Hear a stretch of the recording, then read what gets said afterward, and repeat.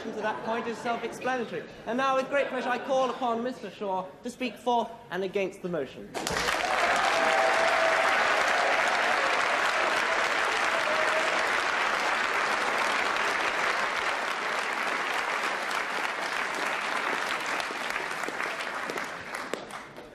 Mr. President, may I begin by congratulating you and the others responsible for their uncanny foresight in selecting as early as the 31st of March 1975 this motion for debate in the Oxford Union. I don't know whether you had a hotline to number 10 or whether you simply inferred or your instinct led you to conclude that at that time there would in fact be a referendum and the decision of such great importance as it is being taken by the whole country only 2 days after this debate was staged. But anyway, it is a singular triumph for you, sir, and I think we are all aware of us here tonight that we are engaging in not just a debate in which the members of the Oxford Union are engaged, but we are conducting a debate which the whole country, or a very large part of it, is deeply concerned in, and which very many are watching, I believe, tonight. And may I also congratulate the speakers who have just put their case, not the case that I would myself accept, but nevertheless they put their case with obvious sincerity, although I think with a very significantly different emphases, as some have looked to the future in Europe from the point of view of perhaps some kind of union, of a federal union nature, for reasons which are obvious. Others, the original mover of the motion, was obviously deeply concerned that there should develop in Western Europe some new great center of power in the world, which carries with it implications, of course, for the security of the West and indeed the security of the whole world, and further implications about the integration of peoples, of governments, of the development of common institutions and the like. And I also congratulate very warmly indeed my own opposer, who has put the case already so very well. Now, sir,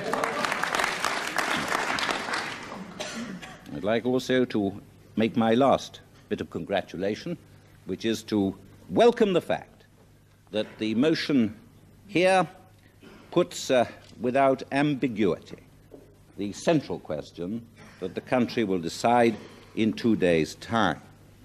The central question is, of course, the question of whether we are going to say yes to entry to the common market. Well, whether we are saying yes, if Mr. Heath will only contain himself for one moment, his hour. He knows very well, and he wishes more ardently than anyone in Britain, that the gift of choice, which is now with the British people, was not theirs, because his, of course, his.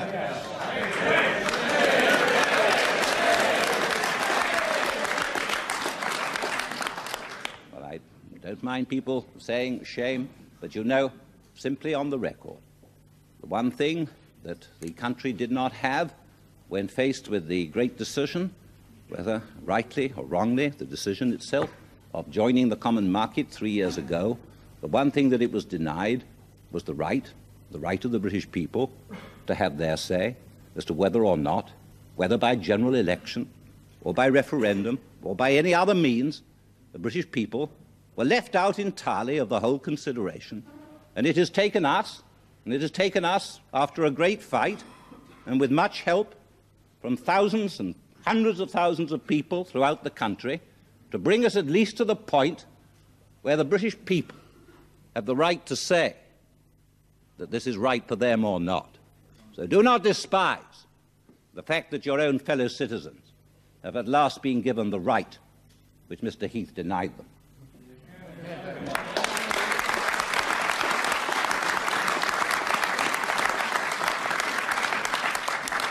Now, I want to say this. One thing which is wrong, of course, with this motion is that it says Europe. And what we are talking about is not some generalized consent to Europe. What we are asked to do is to say yes to a particular group of European nations and enter into, with them, a particular form of relationship, a particular contract, a particular treaty. And it is time that in considering this whole matter, we should put to ourselves the facts that the 8 countries of Western Europe, important as they are not even half of Western Europe itself, let alone the whole of the continent of Europe. Nor, for that matter, should we ignore the fact that there exists outside the continent of Europe altogether more European people, or people of European origin, in the great continents of North America, Latin America, and Australasia than there exists in the whole common market put together. And beyond that, we should recall the fact that our horizon and the concerns that we have in the world as a country and as a people are not limited to 8 nations and 200 million people in Western Europe, but to the 3,000 million people and the 140 nations that exist in the 6 continents of the world. And the policies that we pursue as a government, the causes that we follow as a people, the concerns that we have are not confined to and limited to this narrow area across the Channel. For that to happen to Britain would be a contraction and a reduction of all the things with which we have been concerned. It is the world that we belong to, and it is mankind of which we are part. So let us hear.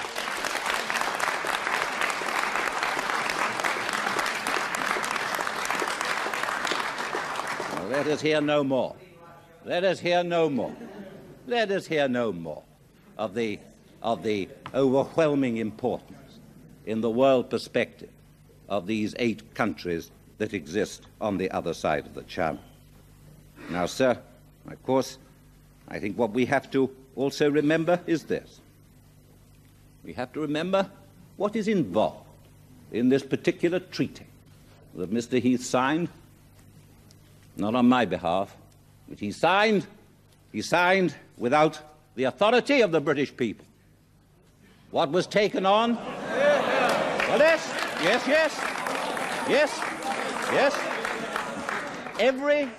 Every convention, every precedent that we've had as a country, every time that anyone in the history of Britain has proposed to change what are basically the rules of the political operation of our country, whether it was to reduce the powers of the House of Lords, whether it was to extend the electorate from what it was in the past, a very restricted one, to a much broader one, whenever that's happened, whenever a major change has taken place in the way in which our democracy operates, in the rights of our people, in how the Constitution itself of our country operates, whenever that's happened, and whenever there has been a major disagreement between the government of the day and Her Majesty's opposition, whenever that's happened, every government in British history, except for Mr. Heath, has felt the duty, the obligation to go to the people to get their consent for that change. He didn't do it. He didn't do it. And what is involved in the Common Market Treaty, in the Rome Treaty, is something which at last the country has understood goes far beyond any matter of economics, however important they may be, and I'll have something to say about that in a moment.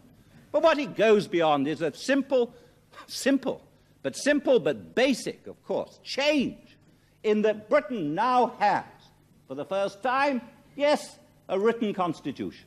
A written constitution which no one in Britain has had any hand in shaping.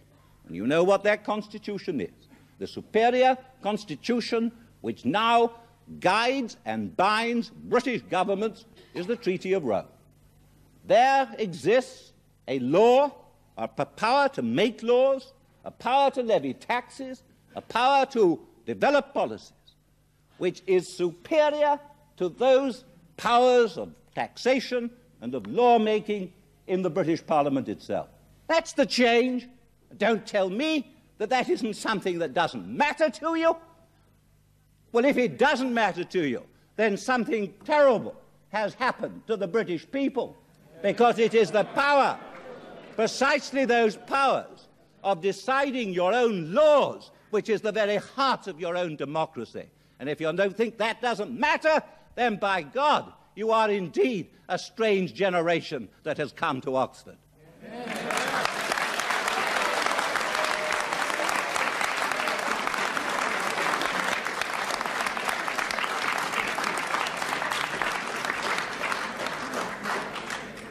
Now I turn from the gravity, I would say the enormity, of what was involved in that transfer, as he would have it, irrevocable transfer of democratic power to others outside this country.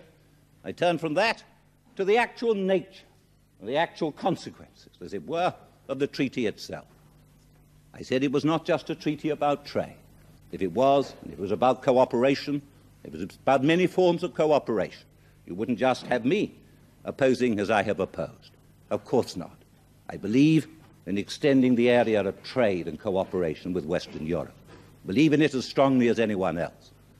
But there are within this treaty enormous provisions which have consequences for Britain, which are of the most serious kind. You'd be very foolish indeed if you sought to ignore them. Because what the Treaty of Rome, of course, insists is not just that we trade freely with each other, but that first we have no frontier as far as the movement of money is concerned. And every British government since 1939 has felt it necessary to control the movement of money out of Britain, and for very obvious reasons. Not only is money free to move, but firms are free to move. That is part of the rights of the Treaty of Rome that it gives to business firms. And therefore, if governments in Britain are seeking, for reasons which you surely would understand, that is to say, to protect the employment and the livelihood of our own people, and if therefore they wish to exercise those controls to prevent money and firms moving out of Britain, the rights of the British Parliament will be overridden by the actual rules, regulations, and superior law of the treaty itself. Does it matter? Yes, I think it does. And on top of that, of course, you have got an agricultural food policy system. I do not believe that it is right for any elected government to hand to others such serious matters that affect the welfare of our whole nation. But it has, you may say, who indeed is responsible for Britain's food and agriculture today? And how much longer will it even be worth calling on the Ministry of Agriculture? You may say, oh, well, what a splendid fellow Monsieur Lardinois is. What a splendid fellow. No doubt, but I tell you this, he's not elected and he's not responsible to anyone in this land. He is the man who is deciding more than any other person the policies that affect the food and the agriculture of the whole of Western Europe. I do not think that that's a very happy arrangement. And of course, the policy that he's carrying out is the policy that is written into the treaty itself. That is to say, a policy which seeks to protect the entirely different structure of farming that has developed in Germany and France and elsewhere. Entirely different. And you know how different it is.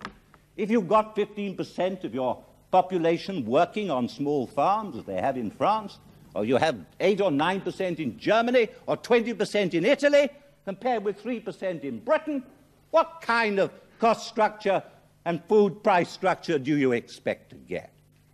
Well, of course, a protected agriculture on the continent of Europe is an entirely different thing from the kind of open policies that we've pursued ever since we made the great national decision to repeal our own corn laws, to get rid of taxes on imported food, and to develop, in partnership with our own people who went out to New Zealand and Australia and Canada and elsewhere, an ongoing and continuing relationship in the supply of food.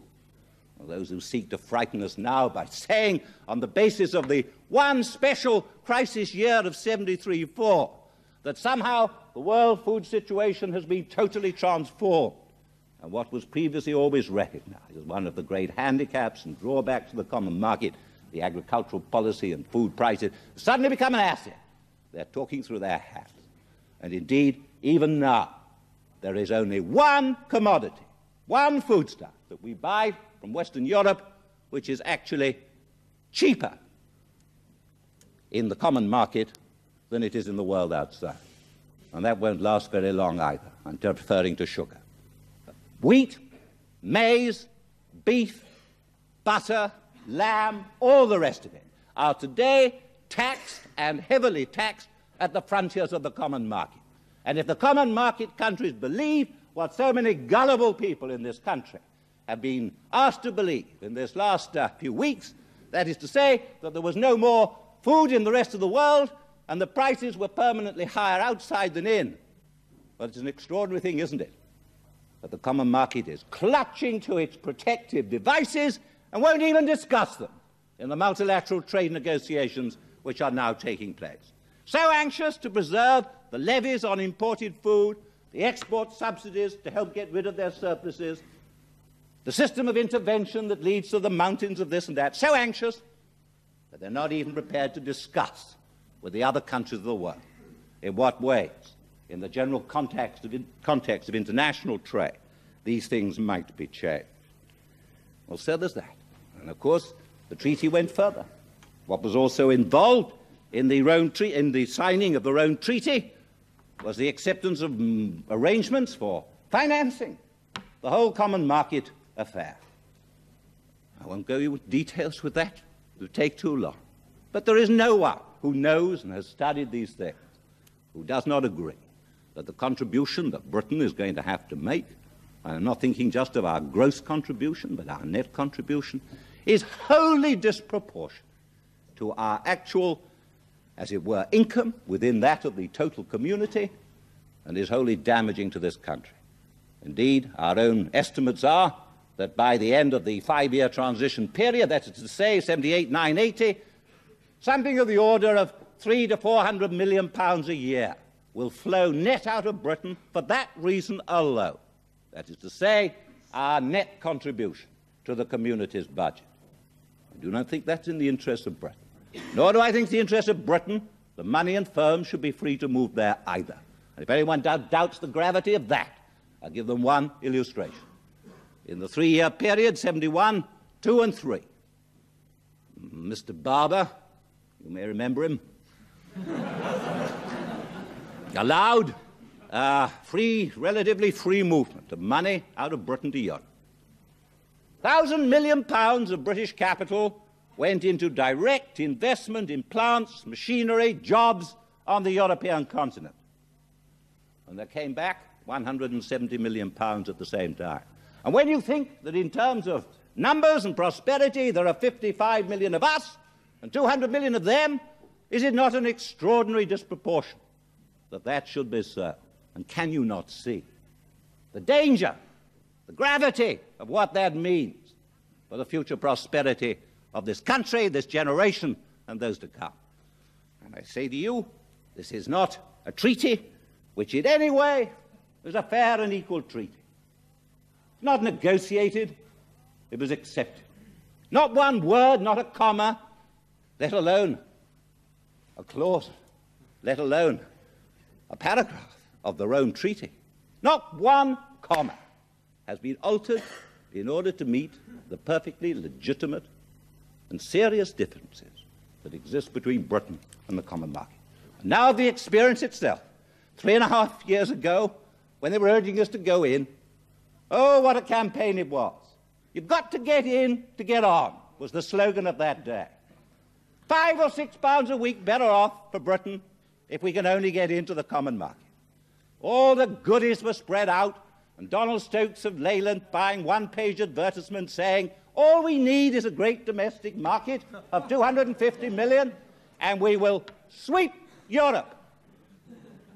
And you know what has happened, and this is the one significance of the trade figure. I'm not arguing who cares about the actual details of the size. That doesn't matter. It's the trend.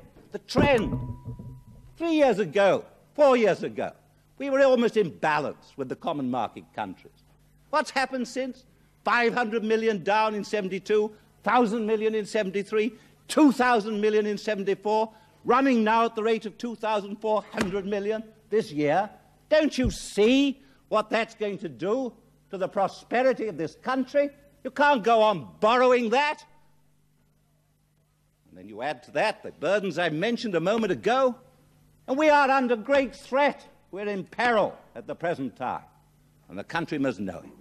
And therefore, now what do they say? What is the message that comes now? No longer to tell the British people about the goodies that lie there.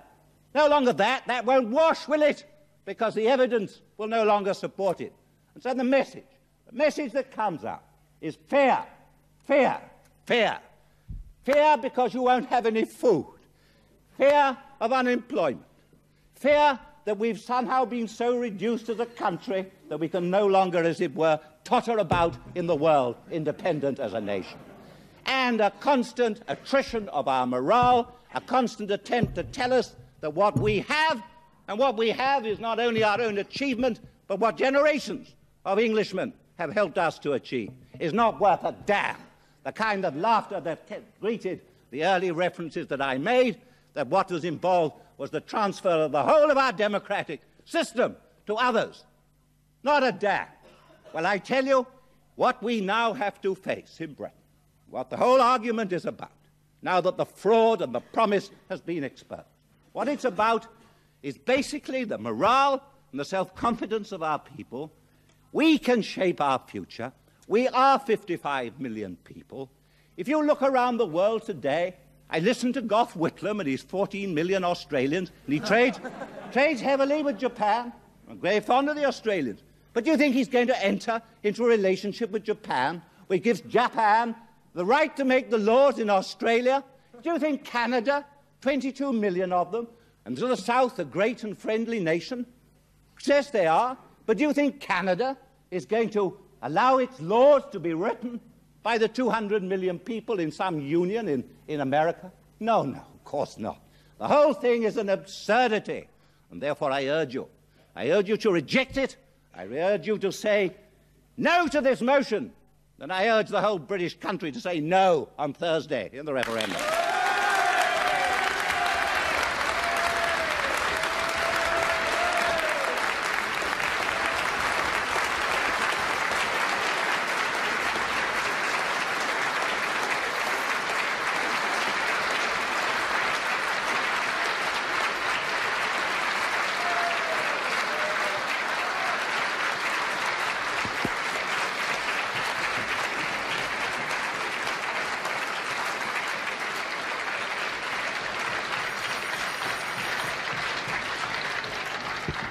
Thank Mr. Shaw very much for that speech, and it is now with great pleasure that I